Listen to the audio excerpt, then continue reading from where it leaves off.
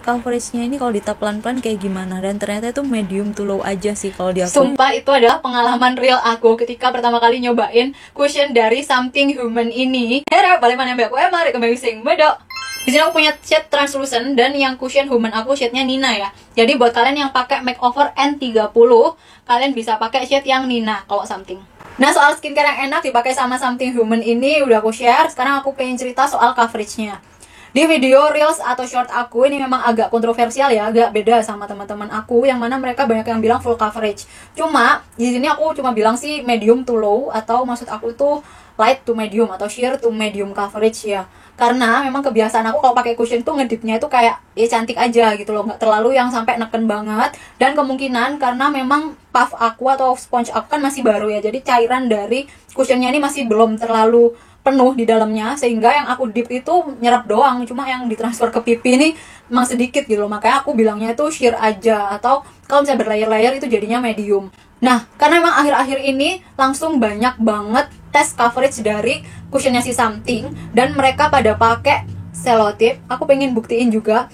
Di sini akhirnya aku belajar gimana sih caranya pakai Something Human ini biar hasilnya full coverage, dan akhirnya aku nemu caranya. Kalian bisa lihat di video ini, aku caranya adalah ngedipin si sponge-nya itu bener-bener sampai cairannya itu kayak mau keluar gitu. Bener-bener aku dip banget.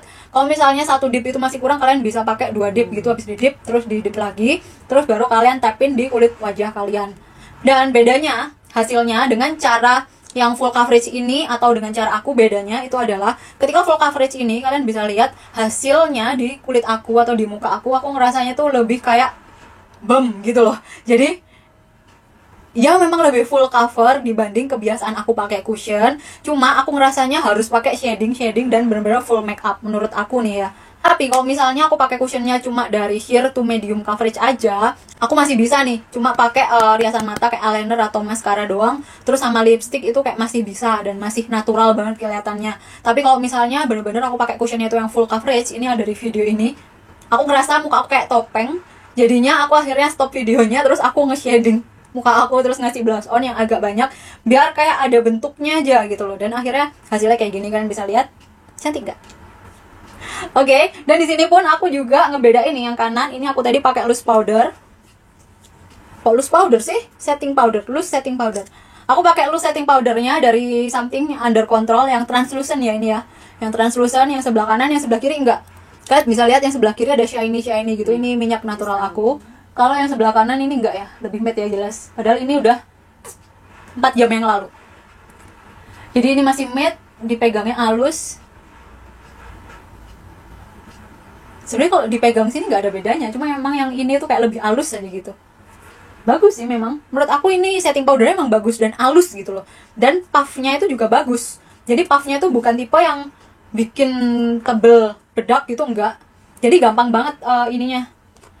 Kayak ngeratainnya tuh nggak langsung beluk gitu bahasa Jawa nih. Apa ya? Gitulah, nggak terlalu ketebelan gitu loh. Dan puffnya ini halus, bukan tipe yang berbulu banget sehingga terlalu banyak ngambil powdernya, nggak kayak gitu. Jadi ini menurut aku ini bagus sih translucent powdernya. Aku sih suka. Apalagi dapat harga 9.000 doang. Wow, pas Something amal nih aku dapat ini. Murah banget.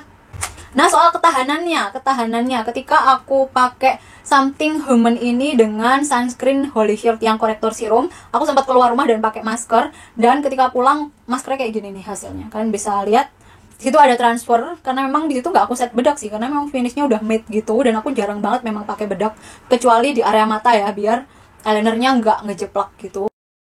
Lanjut tes ketahanan, di sini aku siram pakai air gitu biar bercucuran gitu ya ceritanya, kayak keringat. Nah, ini tuh kalau misalnya di zoom banget itu kelihatan sih kayak putih-putih bercak dari aliran airnya. Cuma menurut aku bukan luntur yang parah banget, asalkan nggak digeser-geser, itu kayak cushionnya tuh masih stay. Dan tinggal ditap sama tisu, terus ditap-tap sama sponge atau pakai tangan gitu, dia udah bisa ngeset lagi sih. Kalau sepercobaanku ini ya, nih kalau misalnya ditap tisu, kalian bisa lihat di tisunya itu masih transfer sih. Jadi kalau misalnya kena air, cushion Something Human ini itu masih luntur ya, meskipun nggak parah-parah banget, ini tuh masih wajar banget, tapi masih ada lunturnya. Soal blur pori-pori atau enggak, menurut aku sih Menurut aku sih blurnya ada, cuma kalian harus tap-tapnya itu agak lama dan harus telaten. Itu baru bisa ngeblur pori-pori sih, karena kayak partikelnya ini jauh lebih besar dari punyanya Bare & Bliss. Menurut aku Bare & Bliss itu lebih gampang blur porinya daripada si Something Human ini. Karena memang ya iya sih, si Bare & Bliss tuh jauh lebih sheer daripada si Something Human ini. Kalau yang Bare & Bliss itu MLBB, My Skin But Better gitu.